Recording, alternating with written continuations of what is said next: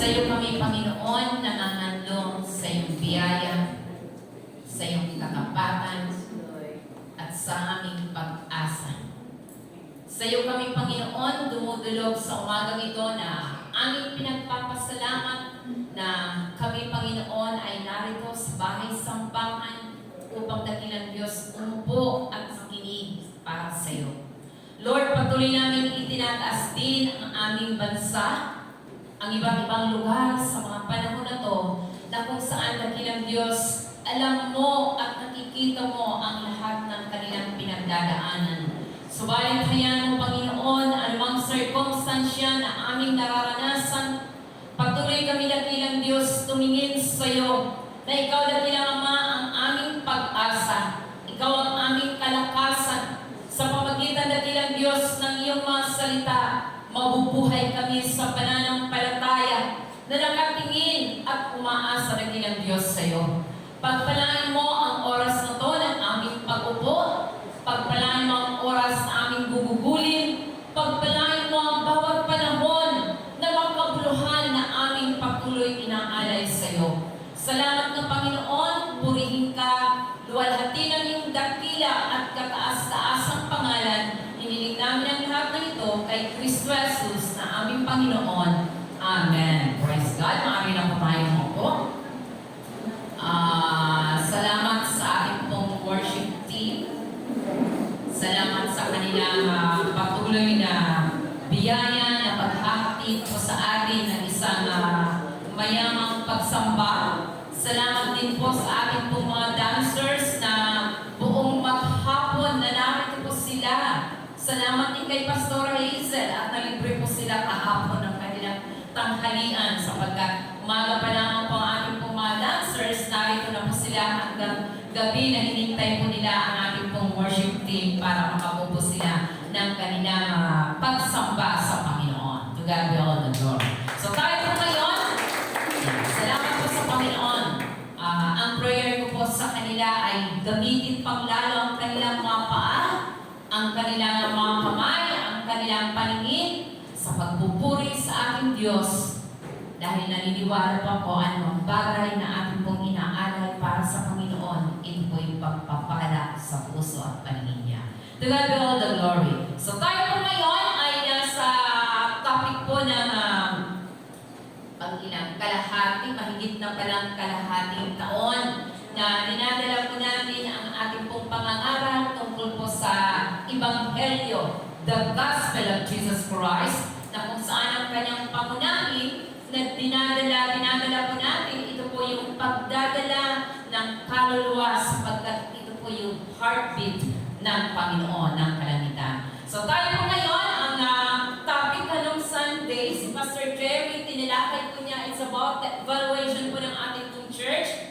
Doon po natin nakikita na naalala po for the past years na mayroon po tayo, every time na nagkakaroon po tayo ng evaluation sa WIPE. So kung alam niyo po yung acronym na ginagamit po natin na pinakagawain ng ating pong iglesia, ang W is worship, I is instruction, F ay fellowship, at ang E, ito po ay evangelism. So, most of the time na tayo lagi kami sa evaluation, lagi po natin napapabayaan lagi, neglected lagi ang E, ito po yung evangelism po natin. Kung kaya we come up with this topic na magamit po natin para paalalahanan po natin dahil alam po natin na ang evangelism, ito po yung pinaka-puso ng kalangitan na hindi po nagbabago mula po noon hanggang ngayon.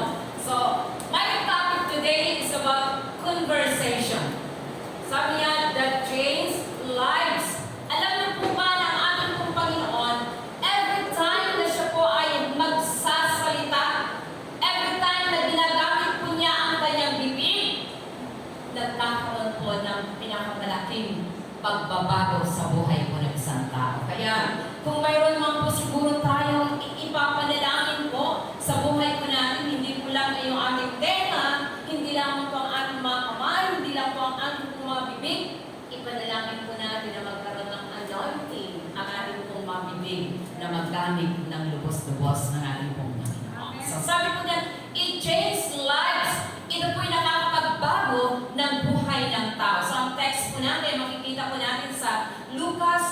24, 13 to 31. So, para hindi ko na po babasahin, baka lumagpas po tayo sa oras. So, may team. So, ang ating pong tema ngayong umaga, sabi po dyan, a powerful. So, yung tema ko po, a powerful conversation makes a powerful transformation. So, kapag powerful ang ating pong pakikipag-usap, alam niyo po, kahit hindi ko na po inilagay kung anong meaning ng powerful, sapagkat mahusay na po tayo sa libuga sa AI. Ang bilis-bilis po ni Mr. Google sumagot. Si AI, ang dali po niyang baguhin ang lahat. Sabi po dyan, pag sinabi pong powerful, ito po'y nagpapakita ng lakas o strength na kapag tayo po'y nagsalita, hindi po malakas ang boses. Halintulad ko po, kahit hindi pa ako gumamit ng mic, malakas ang tinig ko. Si Pastora Rebecca, yan po yung mga talagang, pag tumayo, talagang umaalingaw-ngaw ang kanilang tinig.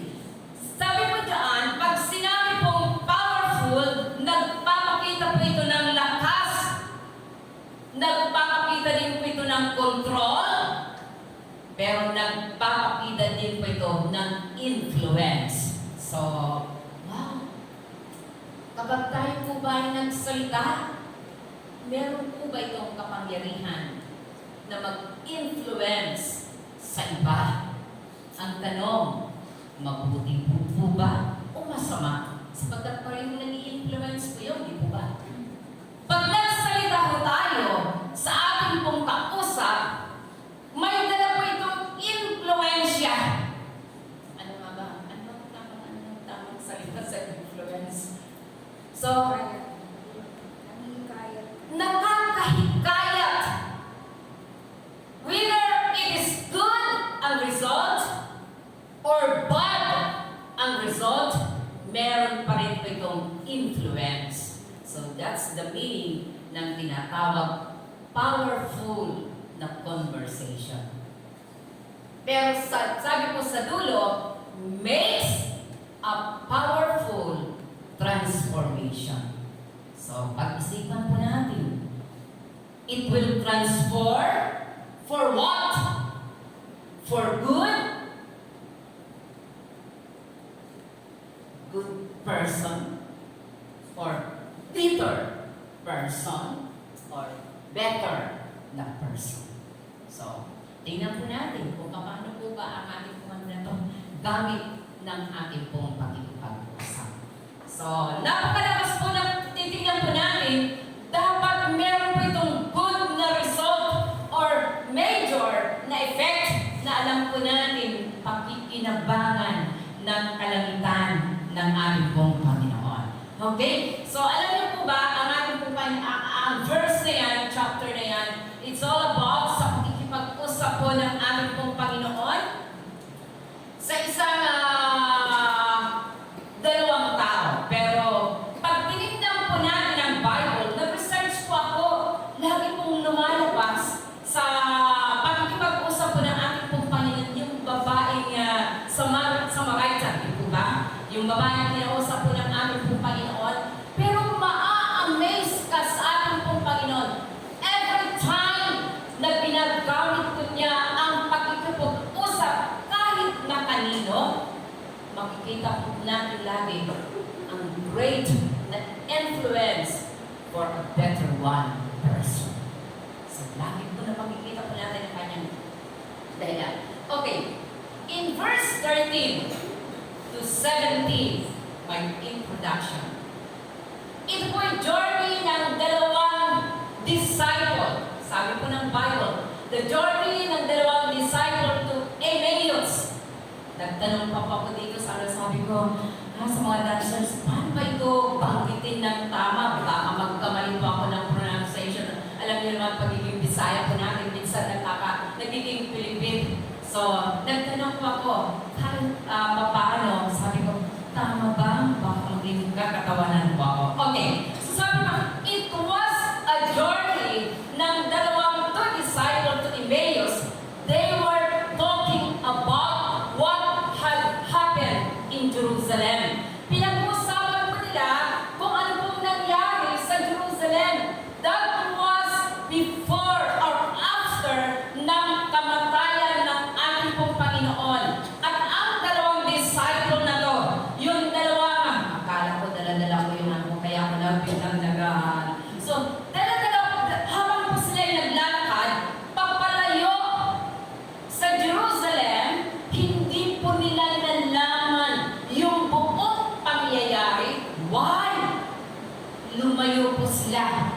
sa Jerusalem na kung saan dapat malalaman niya kung anong nangyari po sa ating Panginoon.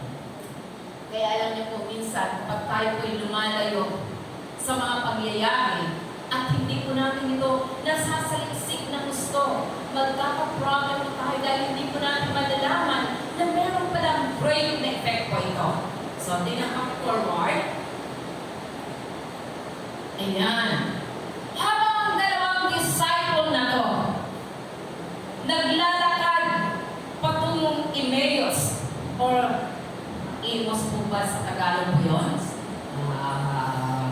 Habang sila po'y naglalakad, ito po yung journey, Jesus came in the right timing. May mahalaga po silang pinag-uusapan. Dumating ang Panginoon. Kaya, alam mo, sabi ko, si Jesus pala medyo pwede rin dito maging chismoso. Diba? Lalakad sila. At ang kanilang pinag-uusapan, sabi ko dyan, may mahalaga silang pinag-uusapan at malungkot ang sitwasyon. Okay, sige, back forward. Sabi ko dyan, the right place. Kaya mo, pag kayo nag-usap-usap, pansinin nyo, nasaan bang lugar na kayo sa inyong pag-usap-usap?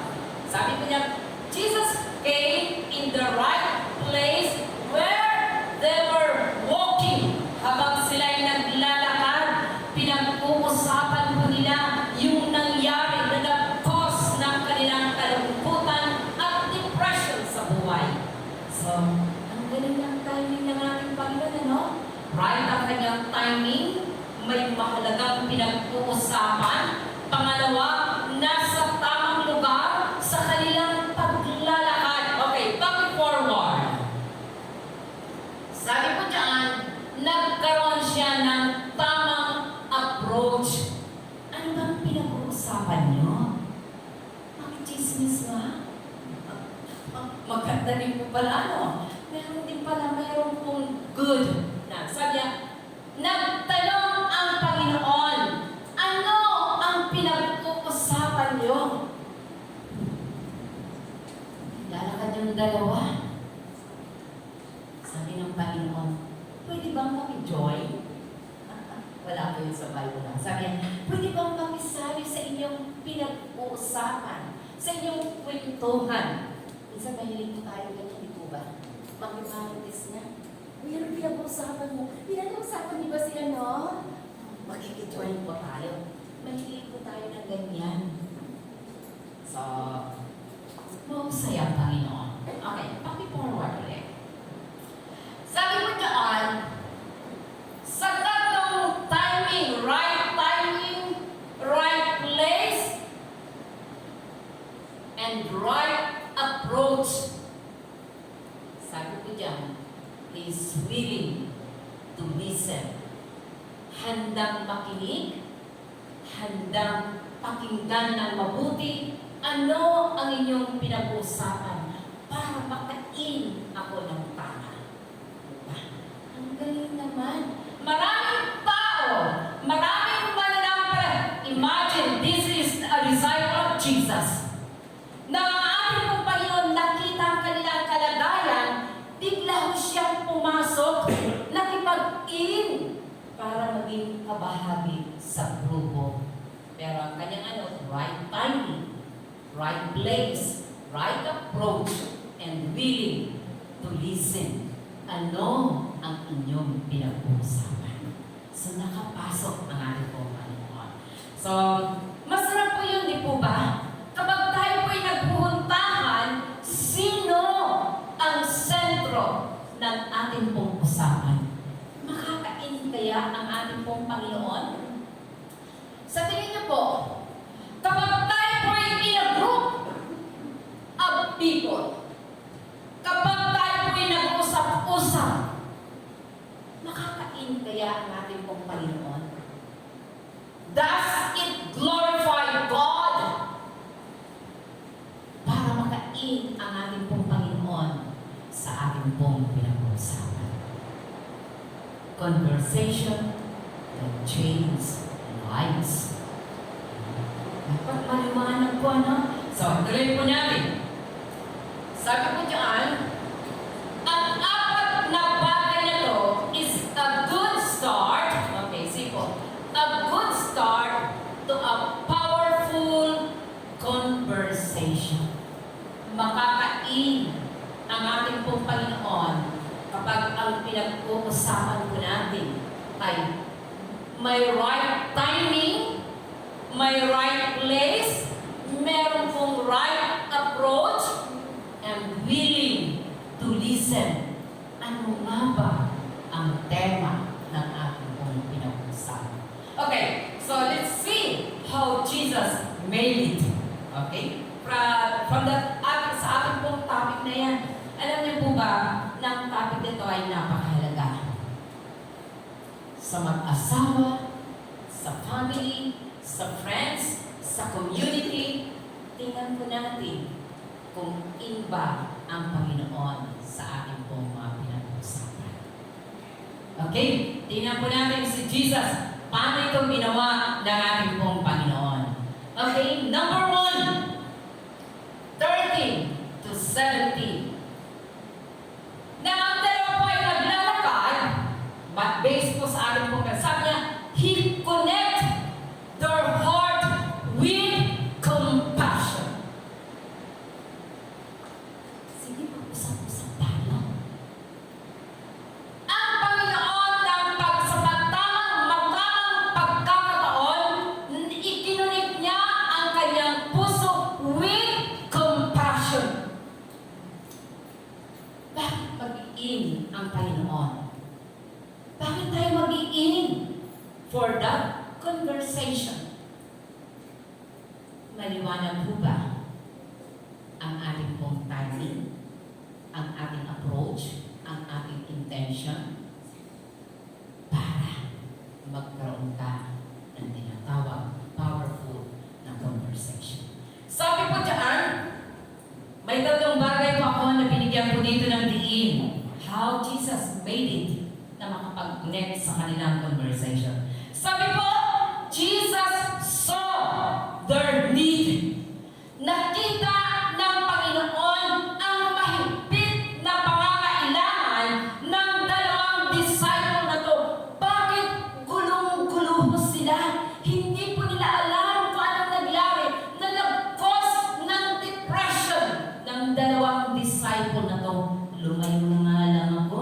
Ang hirap pala na nangyari sa Jerusalem. Hinusgahan ang ating Panginoon ng kamatayan. At ang dalawang disciple na to, masyado pa silang na-hurt, masyado silang depressed. Why? Ang kanilang pag-asa na kanilang niyayakap, hinatulan ng kamatayan. Kaya, ang dalawang disciple na to, wala na talaga. Lumayo sila back to Jerusalem. Lumayo sila sa Jerusalem at naglakad papuntang Emmaus. So, malulungkot din po ba? Nang makita ng Panginoon ang kalagayan ng dalawang disciple na to, He came in a right timing. Palagay ko, may need si Pastor Reggie. Palagay ko, may need ang aking asawa. Palagay ko, ramdam ng ating Panginoon ang mahigpit na pangangailangan ng dalawang disciple na to kung kaya nag-in po siya sa group ng kanilang conversation. Guys, po ba? Yung pagpasok ng Panginoon.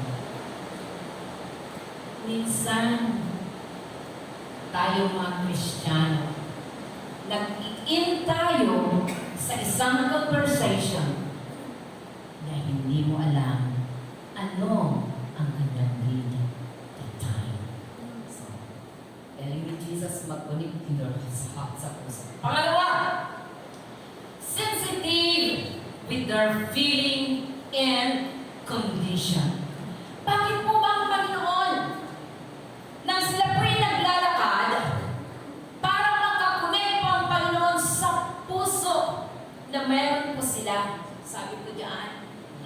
sensitive sa kanilang condition, sa kanilang kalagayan. Alam niyo po, sabi ko diyan, naramdaman ng Panginoon ang kanilang depression, ang kanilang pagiging hopeless ng mga panahon na yun. Siguro po dito, ganun kaya kasensitive ang asawa ko natin. Maramdaman ang asawa ko. Hirap na ako. Hindi man lang kumain ka na ba? Hindi tayo muna masyado tayong maramdamin. Nang mag-in ang Panginoon sa kanilang conversation, meron siyang maliwanag na motibo. And the motive ng Panginoon, yung motibo ng ating Diyos, nung bakit po siya nag-in sa kanilang usapan, nararamdaman niya ang kabigatan ng kanilang ginagawa. O mag-i-in po tayo sa kwentuhan para pagdagdag ng burden ng ating pong pag-usapan. Sa tingin niyo, naku, tumagkal pa nung sabi ko na nga diba? Kapag lumapit po ba tayo sa ating pong asawa, presence pa lang niya, ramdam ko na, nakakainin ako ng maluwag. Ganun po ba yung ating pong pakiramdam? Pag lumapit na si Mami at saka si Daddy sa dala-dala na meron akong problema, kapinhawahan ko sila sa mga panahon na kailangan ko ang kanilang mapamahal. So, ganun po ba ang ating pong family? O paparating pa lang po sila, iba na ang pakiramdam po nila sa atin. Ano naman? Meron po ba ganong ambience sa family? Yes.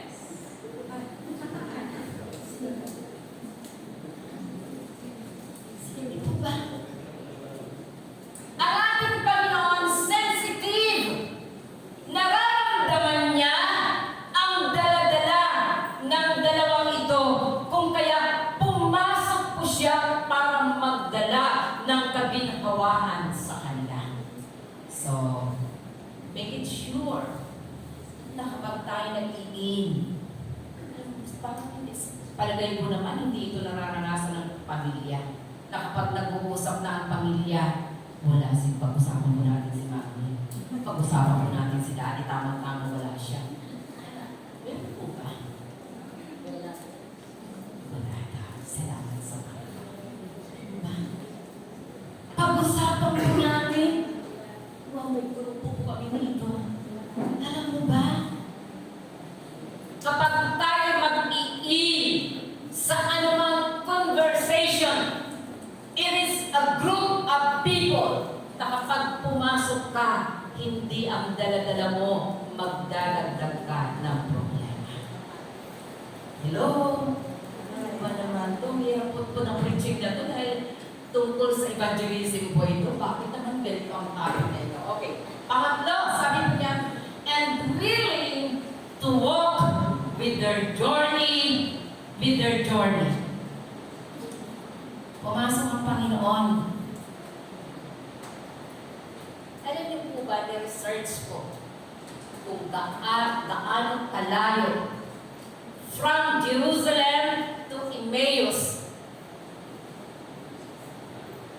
7 kilometers, 7 hours of walking sapagkat 29.4 ang layo ng kanilang paglalakbay.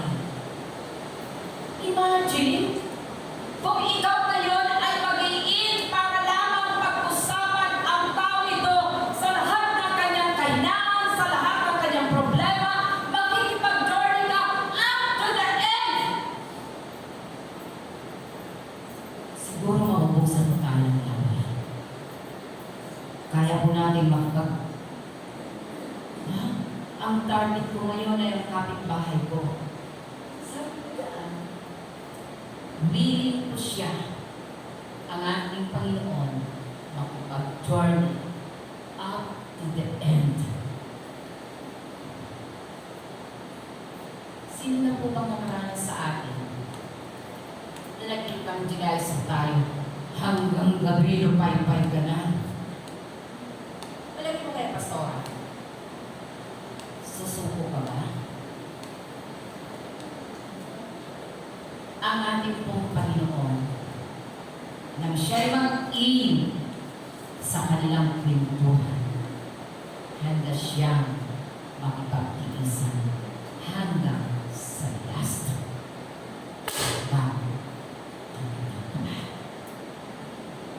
Ganun mo ba tayo katibay? Sa tingin nyo, ganun po ba tayo katatag, katibay, kapag ang pinag-usapan ay tungkol sa Panginoon? Kaya po ba natin tibayan ang ating sarili, ang ating loob, ang ating pananaw, na kaya mong makipag-journey sa tao ito hanggang sa dulo kung saan kayo makakarating? Sa tingin niyo po, ang ating pong Panginoon sa journey na yun, hindi siya pumunta. Pero tingnan niyo, maraming tao na titibay. Pag ang pinag-uusapan po natin, realistic lang po ito ha, sabi nga doon sa real time, real talk.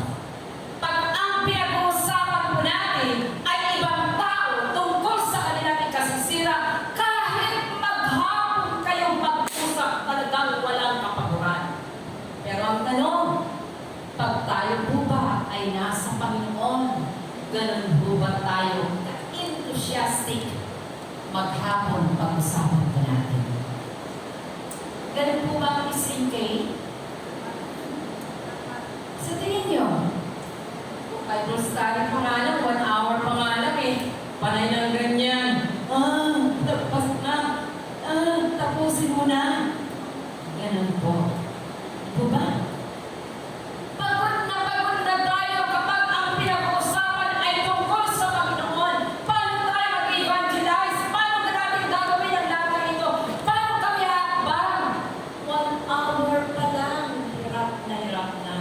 So how can Jesus in sa ating mga conversation kung pagdating sa bagay yan? Sinusubok na ang ating pagkakay. Hello? Bakit kaya no? Pagdating sa Panginoon, talagang bilang na bilang po yung ating oras. 1 hour lang ha?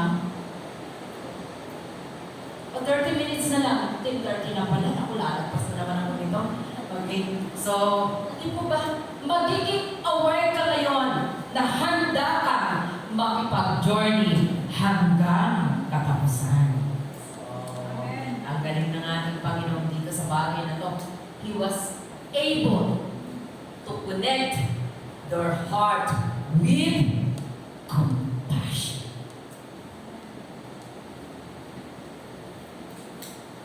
To God be all the glory. So, okay. Alam niyo po ba? Sige, paki-forward. This is the substance of His compassion that leads Him to open a powerful conversation. Right timing, right approach, right place, and right ears to listen. Okay, number 2. Tingnan po natin, huwag na tayo sige, paki-forward na. Jesus built a good connection by asking some questions, and He was able to catch their attention and let them enjoy the journey. So, sige, ito, i-ano po yan. Alam niyo po ba ang isang tour guide? Ang isang tour guide, kapag sumakay po kayo, siguro sa airplane, di po ba? Ginagawa po ng lahat ng tour guide yung kanyang magagawa para ang lahat ng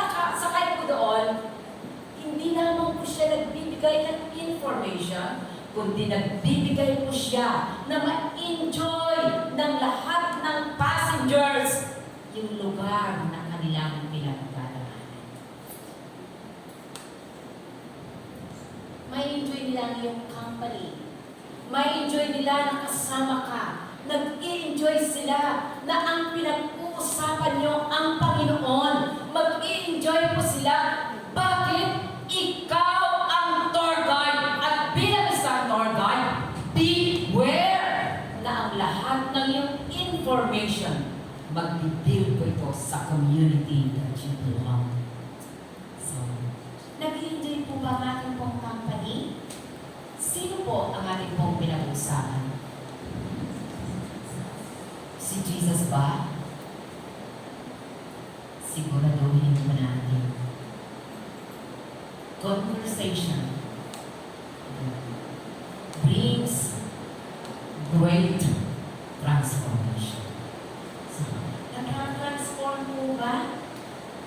Sabi niya, the best example of this is Lord God. He didn't give only information, but let all the passengers enjoy the trip and feel relaxed and comfortable. So, comfortable naman kami na nakikinig. Pero, minsan nakakalungkot po talaga ito. Never in the Bible na ang Panginoon umupo ng pagkikipag-usap na ang kanilang pinag-usapan will not glorify God. So, maging aware po tayo sa bawat panahon na tayo po yung magtitipon. Dapat ang pinag-uusapan natin glorify God sa bawat sandali. Dapat bangka o digaw sa ating usapan. Pag bangka ka, mag-relax sila that will glorify God. Amen. So, pag-isipan mo natin yan. Okay, pangalawa. Yung mga Panginoon na, tinagamit mo natin yung method ng Panginoon. Clarify with the scriptures. So, sa 25 to 27, sige pa. As Jesus, He asked the subject of their conversation. Ano ang kanilang pinag-uusapan, binigyan ko ito ng diin.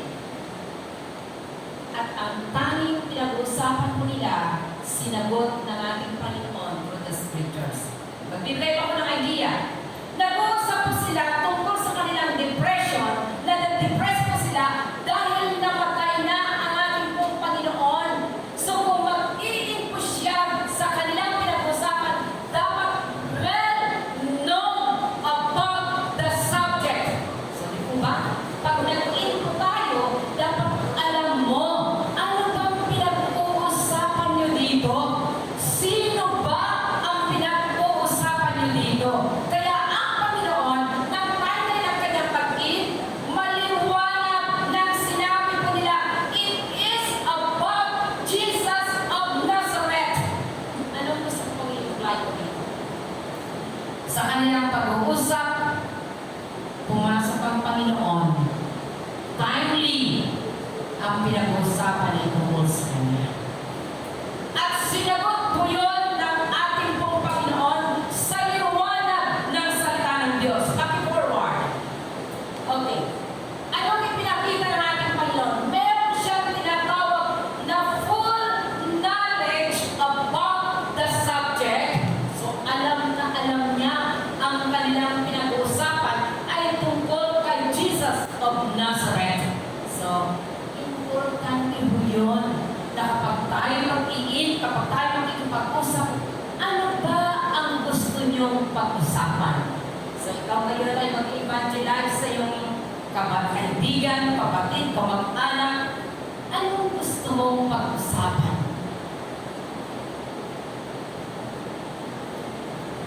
Mabilis si Jesus na tumugon because He know what they were talking. Alam ng Panginoon kung ano ang kanilang pinag-usap. Alam niyo po, dinadivert ito ha. Mahirap pag pumasok ka sa isang kwentuhan na na hindi mo alam ano ang puno at dulo. Bakit?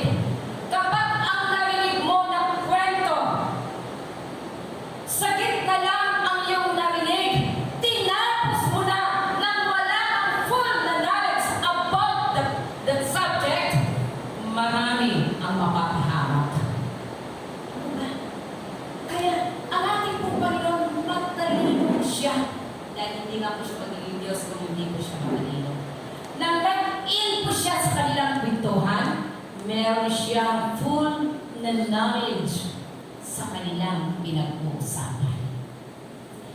Alam niyo tayo mga Christians, kahit po tayo, pag pumasok ka, pag nagtanong ka sa asawa mo, sa kaibigan mo, sa kakilala mo, dapat sigurado ka na meron kang full na knowledge. Baka ang mangyayari purong judgment ang inihatid mo sa kanila.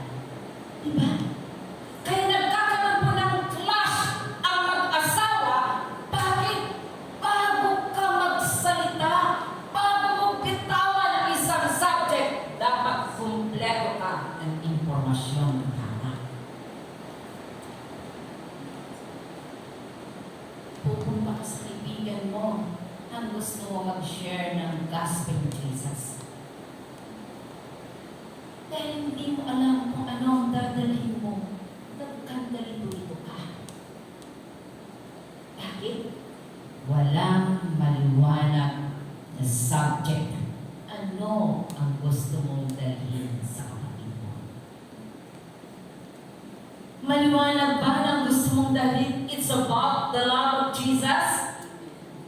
Dahil hindi maliwanag ang subject mo. Napunta ka sa giving, napunta ka sa anointing, napunta ka sa blessing. O, paghiwalay niyo, tuloy mo ng isip niya dahil wala siyang naunawaan kung ano ang gusto mong ihatid sa kanya. But Jesus, He came in with full knowledge. Alam niya kung ano ang kanyang gagawin sa subject na kanilang pinag-uusapan. Okay? So, tingnan po natin. He knows the subject. Pangalawa, He remained with the subject.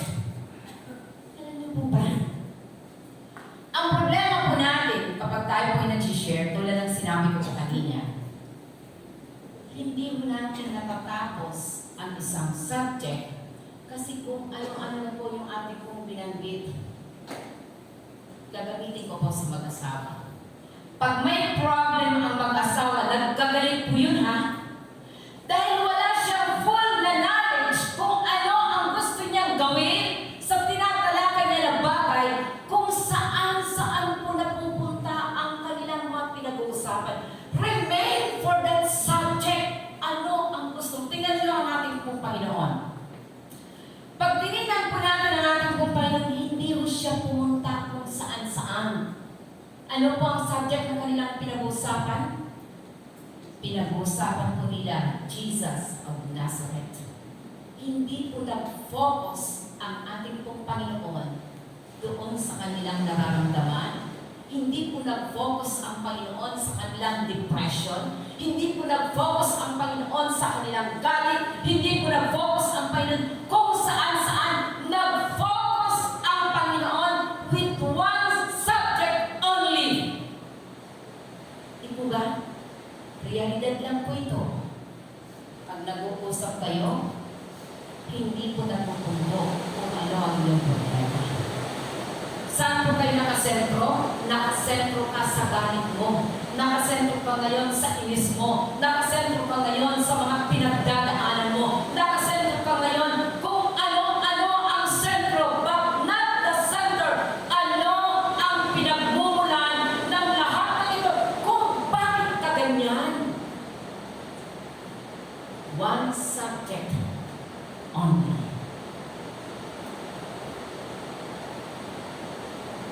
Ano ba ang gusto mong marating? Ano ba ang inyong pinag-uusapan? Alam niyo po, tingnan niyo po yung ating po. Tingnan niyo po. Ang daming tulo, ang daming tulo, ang daming tulo. Bakit? Ganyan ang nangyayari kapag tayo mayroong pupupukan.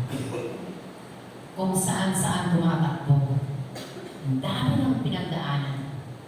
Pero kapag na-solve ang isang the main stream ng lahat ng tool na yan, magkakaroon pa yan ng tamang solution. Church, problema mong kapatid mo, problema mong kaibigan mo, problema mo ang ka-workmate mo. Focus with one subject. Bakit hindi po natin madala ang ating pong kaibigan? Bakit hindi po natin madala ang ating mga ka-workmate? Bakit hindi po natin masabi kung meron silang pinag-uusapan, hindi ka makapag-in kung paano mabibigyan ng tamang solusyon? Bakit? Ang dami po natin pinagdadaanan. Pero si Jesus, isa lang ang kanyang focus. Hindi siya nag-focus sa kanilang depression. Hindi siya nag-focus sa kanilang pagdaramdam. Hindi po siya nag-focus kung ano ang kanilang pinagdadaanan. Nag-focus po siya sa isang subject. Sabi po diyan, it's because of Jesus of Nazareth who died. Amen. Bakit? Meron siyang full knowledge. Alam niyang tumugon at sumagot. Meron siyang isang subject. Hindi po marami. Bakit? To compare the problem, you must know ano ang pinagmumulan at ano ang dapat subject. Pangatlo, ang kanyang ginawa through the scriptures. Sige, Jesus knew the power, the authority, and the usage of God's word, the reason why he is asking the subject so that his answer must be accurate according to the light of the scriptures.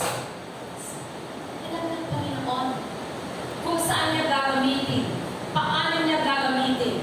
Sige, pakipulwar. Sabi ko dyan, all scriptures is given. Anong sabi ko dyan? For doctrine, for reproof, for correction, for instruction in righteousness. So, ang mananampalataya, kapag tayo po'y mag-iin sa anumang group at conversation, kung tayo po'y mag-iin sa anumang bagay na pag-uusap, o kung gusto po natin mag-share about the gospel, dapat alam po natin ang gamit or usage ng Word of God na alam mo, na daladala mo, patungo sa isang tao, pagdadalahan mo ng salita ng Diyos. Sabi ko dyan, the Word of God, ang salita ng Diyos is mas mabisa pa. Kaya, kapag tayo po'y nag-uusap, sige, ano po namin? Tingnan niyo po. Dapat ang Kristiyano ay maalam sa Bible. Para pag tinanong, we know how to use the defensive and offensive weapon of the Word of God. If we are not, sabi niya, if not, our conversation will end in a judgmental spirit. Diba? May sinusolve ka ngayon na problem. Hindi mo alam ano ang pinagmumulan.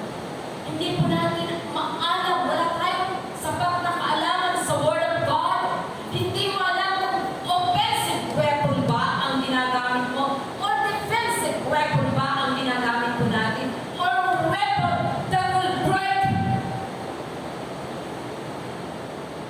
Saan po ba alam po ba natin? Kaya mahirap pong basta-basta mo tayong pumapasok. And hindi wala tayong complete na knowledge alam kung saan mo gagamitin, dapat alam po natin ang kapangyarihan ng Word of God.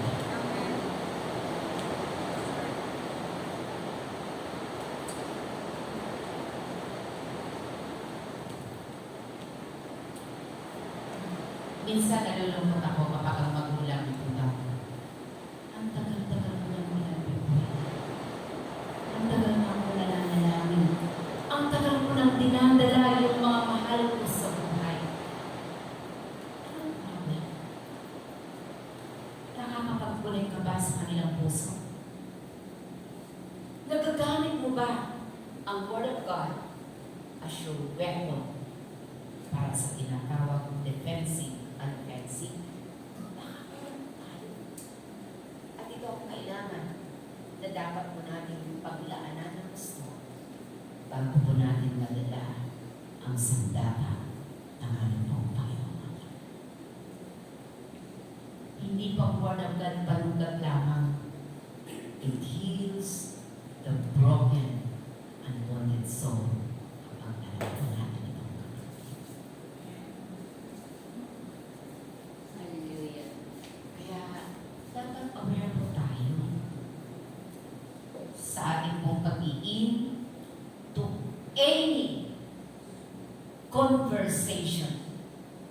Ang aim po natin, it will transform the lives of others. Hello? Amen. Pwede kayong makipagpintuhan kay Pastor Aileen, kay Pastor Hazel, kay Pastor Jerry. Naniniwala ko. Sigurado kami, hindi kayo mapapahamak. Bakit? Pastors will never enter to any conversation na wala kaming full knowledge kung ano ang dapat yung pag-usapan natin. Ito ba? Iwaga naman ako, hindi lang basta pag hindi mo yan naiimbita, hindi mo yan mag-iin. May problem kayong mga asawa? May problem kayo sa family? May problem kayo sa friends? May problem kayo sa kapitbahay? Let's talk! Na meron tayong full na knowledge. At sigurado ako, hindi tayo mawawala kapag ang intention magkaroon tayo ng kapangyarihan sa ating conversation. So, ang kalangitan. Okay, so dyan, sabi po dyan, ang Kristyano dapat maalam. Totoo po yan. Dapat alam po natin po yan.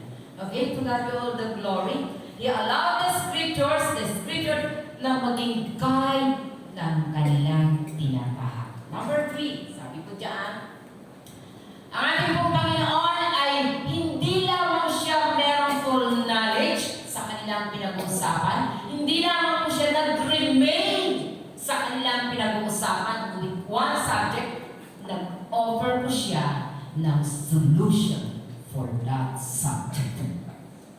Okay, balik tayo. Kapag nakikipag-usap po ba tayo, anong ino-offer po natin? Solution ba?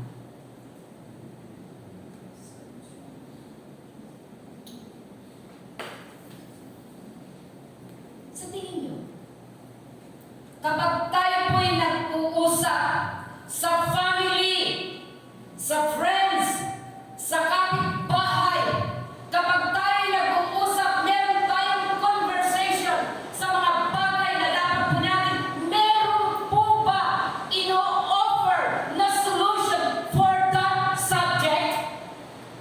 Sa tingin natin, si Jesus hindi po siya nag-in na wala siyang maliwanag na subject. Sabi po niya diyan, 25-27, He explained to them that His suffering is the path to glory and honor. Pero ito po yan. Ipinaliwanag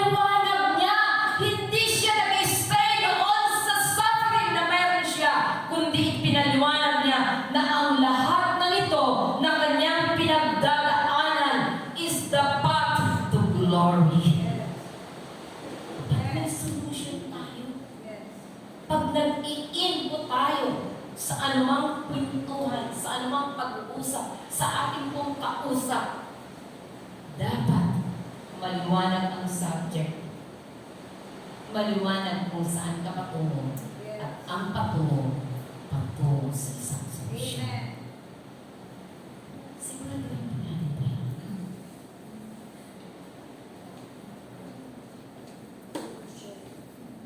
Tanungin mo sa katabi mo, are you the solution?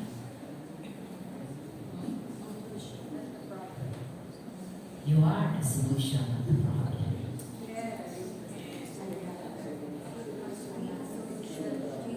Dapat solution po tayo. Pinakita ng Panginoon ng kanilang depression. The solution is the path. Hindi niya hinayaan ng kanilang kaisipan ay punong-puno ng madilim na hindi nila makita ang tunay na solution. Kaya pinakita ng Panginoon the right solution sa problem na meron po sila.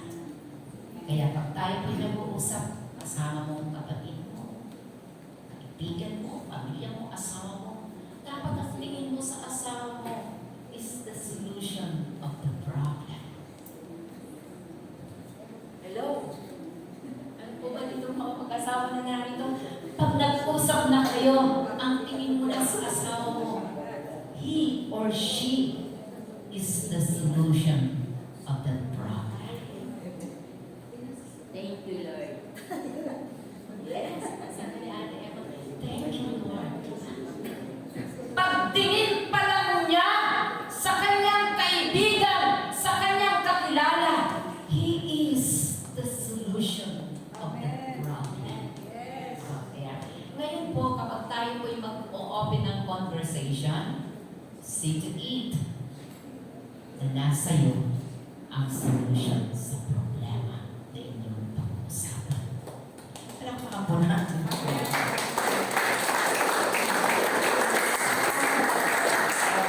Okay, the last. May mga ano pa sana ko dito, but anyway. Number 3. Tingnan niyo ang Panginoon, ha? Ito yung mga ano niya sa kanina. Create a space for an-encounter. Okay, sige.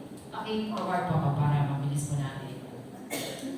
The two disciples didn't recognize Jesus in his teachings, but he never stopped.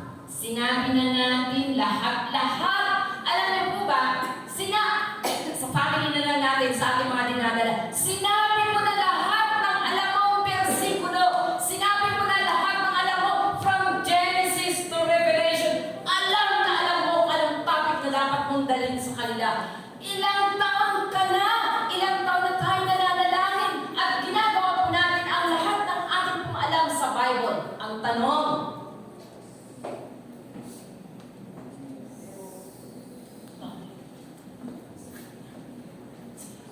natuwa ko sa Jordia. Natuwa ko sa itsura niya nung nirapan. Tinitingnan ko tumaas ang kanyang kilay. Bakit? Totoo po yun. Ilan pa natin pinag-pray ang ating mga mahal sa buhay?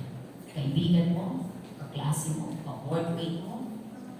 Lahat sinabi na natin. Lahat ng alam mo. Lahat alam natin. Lahat ng subject.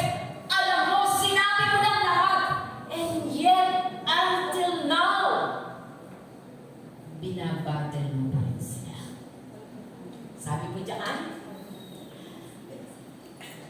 sinabi na natin lahat ng alam natin, yet the light remains and clear. Sabi nga, ano pa bang kulang? Bakit po? Tingnan niyo ang Panginoon. After 7 hours of walking,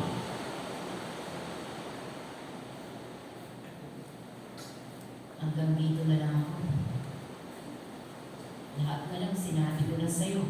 Inubos ko na yung katitext ko sa'yo. Umaga, tanghali, gabi. Ginawa ko ng lahat ng text na alam ko.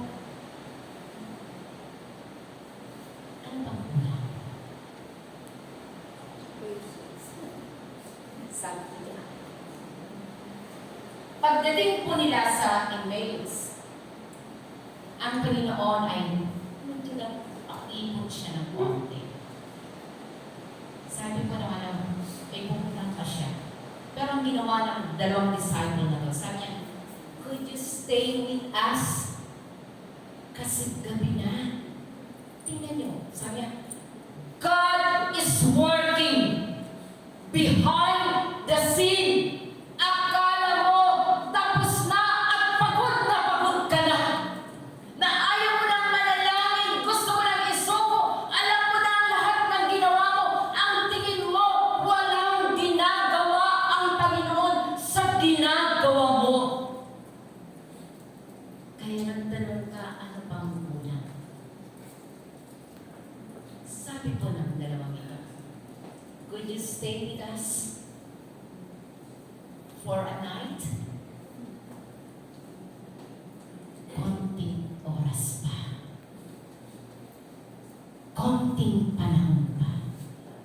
Konting luhod pa. Konting pagtitiis pa. Wala na nga eh. Wala na akong maibibigay na pagtitiis. But Christ made it. Hindi po niya nakuha sa santo, sabi na niya. Hindi niya makuha sa santong dasalan, sa santong paspasan, sabi niya na extend His loving arms patiently. Kumusta po yung ating mga patients? Suko na nga ako eh. Ilan taon na ba? Pasalamat tayo. Buhay ka pa. Kaya nakakapag-aligaw ka pa. Pasalamat ka na may bibig ka pa. Kaya mo pa rin magbahagi para sa kanila. Sabi mo dyan, He extend His arms lovingly and patiently. Subukan niyo na po bang maglakad ng 7 hours? Basta Riley. Basta Jerry.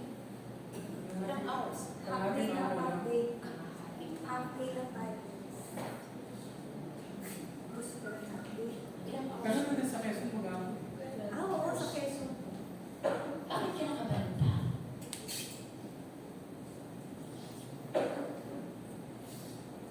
Just to reach the young people. Inalam mo ano? Nilabas ang lahat. Patiently.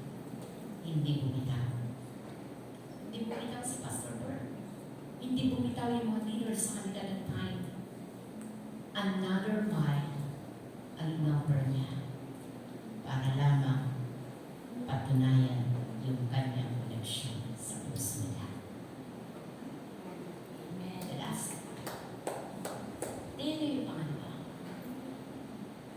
Sabi ko dyan, He dined with the table service offered with humility. Tingnan niyo po, church. Ilan po sa atin ngayon na nasubukan po natin tulad ng sinasabi ko po sa inyo kanina na sa ating pong pagbabahagi ng salita ng Diyos, lahat ng alam mo, nagpapakalalim, tinuturuan, lumalim ang church, tumatag ang church, matutuwa tayo sa conversation that will bring change to the life of a person. Lahat po yun ginagawa po natin. Gawin po natin makabuluhan ang ating chismisan. Pero kapag umakin na sa lahat, hanggang dito na lang, just another one ang ninanais ng Panginoon. Sabi ko dyan, extend another mile of sacrifice for the family, for your husband, for your wife, for your friends, for your workmate, classmate, everything. Bakit ang conversation ay laging naroon sa bawat kapwa? Sabi ko dyan, We dine with the table. Sabi ko, "Huwag na pagod ang Panginoon. Lakad, 7 hours." At humihingi pa ng Another time. Ang ginawa ng Panginoon, kuha ng pagkain, pinusog at pinakain ko sila. Hallelujah. 4 in 1. 3 in 1. Ang tanong, kasama po ba tayo sa chismisa na yan para magbigay ng dine ministry? Kaya po ba natin maglabas? Ultimo sintimo para pakainin at usugin ang mga tao ito. Tingnan niyo po, pag ang mag-asawa magkaaway, pakainin mo lang. Nawawala na ang kanyang galit. Pagkilala ng kanyang asawa, kung ano ang kanyang kahinaan. Bukas. I-offer mo lang sa table. Masaya na yan ang makikipagkwentuhan sa'yo. Church, gawin po natin na makabuluhan ang lahat. Naniniwala pa ako na may mga time na maglalabas ka ng sarili mong pera. May mga time, maglalabas ka ng text mo, wala na akong pera, pa-text ko lang ito. Thank you, Sister Eileen. Every day, nagsisend mo siya ng mga messages. Di mo man mapansin isang araw makikita mo, healthy para sa'yo. Huwag tayo magpakalat ng kung ano-ano na walang kabuluhan. Papakalat tayo ng mga kasiraan ng iba. Magpakalat tayo na mabubuhay pa. Amen. Church, let's learn how to use ang ating pong bibig para po sila. Okay, pakipura po. I want to give you this conclusion. See, in my conclusion, mabilis lang po ito. Ang paglalakad sa Emmaus ay hindi napakadali. Naguguluhan at sugatan, ngunit sa isang maayos na pag-uusap, nagkakaroon ng tamang liwanag. Every one of us has the same story. We passed Emmaus in a different way. Magkakaiba ang ating pong dinadaanan. Dumaan tayo sa Emmaus, magkakaiba ang anggulo ng ating pong pinagdadaanan. Sabi ko dyan, sometimes are confused and broken. Sometimes are hopeless. Everything. Kung ano ka before, we passed that way. Pero ang importante po ito, somebody goes with you with the journey. Sa bawat panahon na mag-uusap kayo, sinasamahan ka niya up to the end. Sige po. This is tayo po before. Wala kang kapayapaan, lost, broken, hopeless, uncompassionate, recipient labi ng biyaya ng iba. You are the mission field before.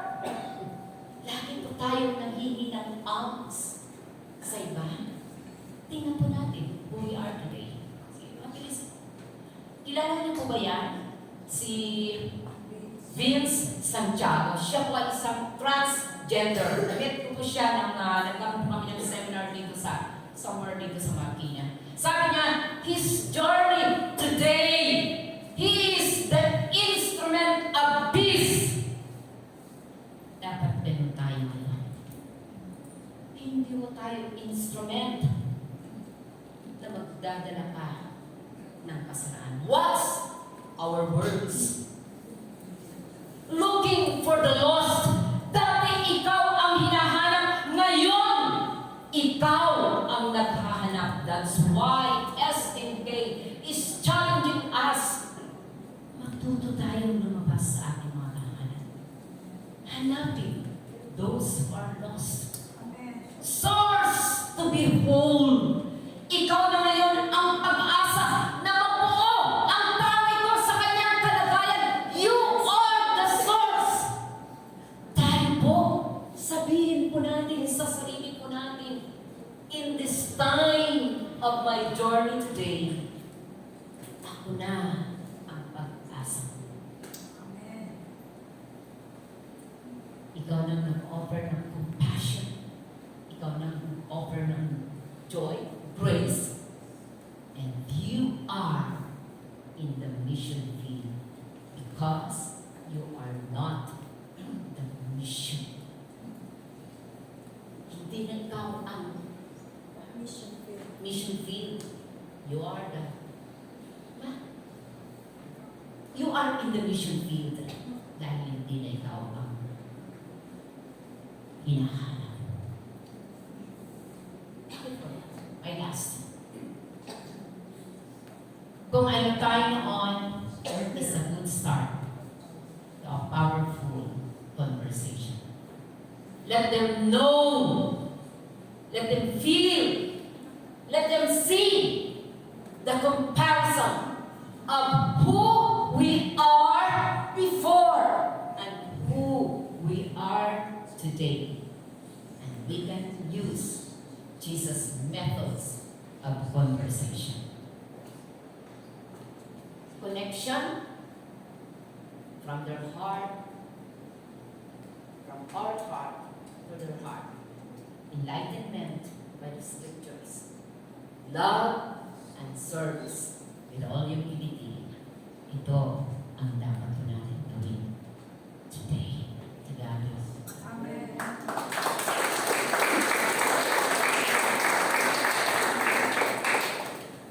Sa church, God bless everyone. Naway, magkaroon po ng pagbabago ang bawat conversation natin pong gagawin. Purihin ka po.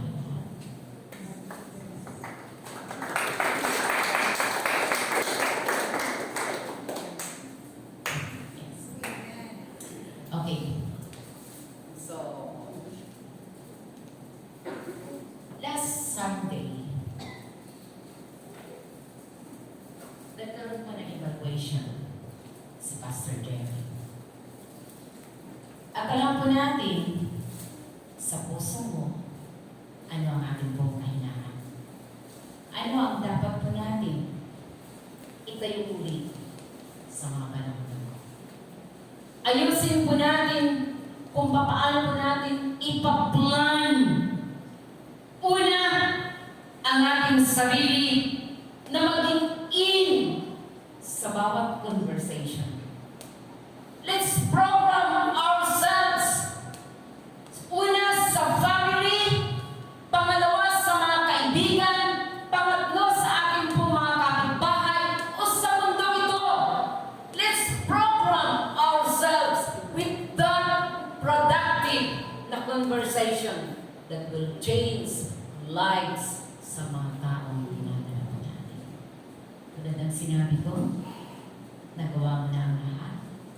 Baka kailangan pa nating dagdagan.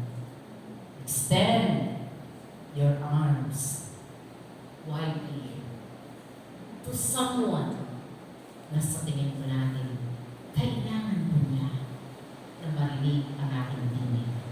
That we really care and we love them. And finally, pag-pray po natin ang ating mga sarili na maging open ang ating buwan para pusuhin ang mga hindi lang yung words, maging sa ating pong service. Let's pray tayo lahat. Ito kayo.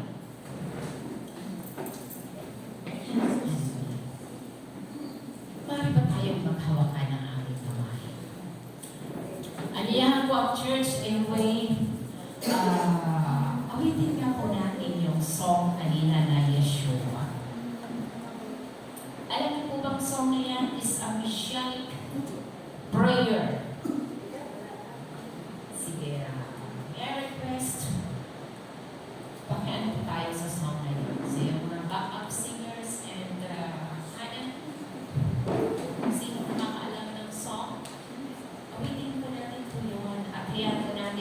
prayer po natin today, Lord, gamitin mo kami ng aming pong mabibig sa bawat panahon na kami magsasalita. Amen.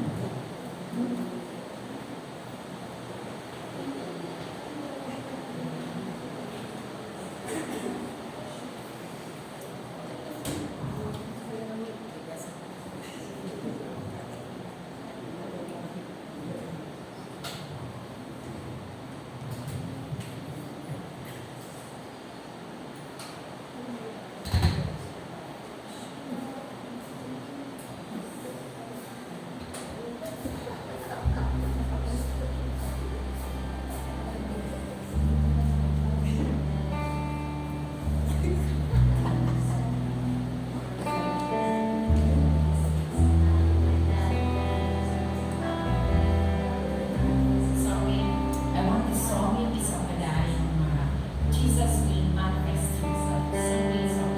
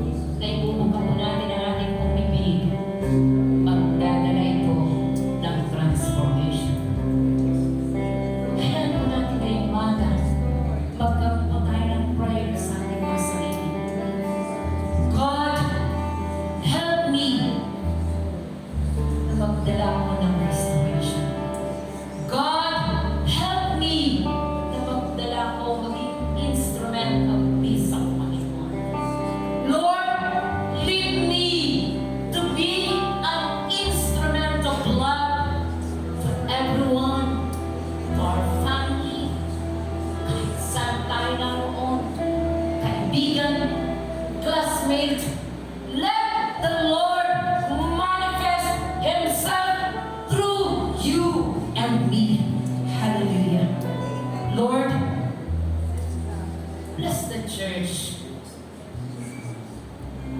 I-bless mo kami mga pastors na naglilid sa church namin. Bless mo ang mga manggagawa mo, elders, leaders ng church. Help us, Lord, to understand why you created us with full eloquence sa pananalita, sa aming understanding, sa aming love and compassion. Help us to build our faith in your word, that we may be able to share the love of God in the light of the scriptures. Help us, Lord, to build the broken walls, and let us, Lord, be the instrument of a good builder like you. Panginoon, yung tinataas mo ang church. Heals us, Lord.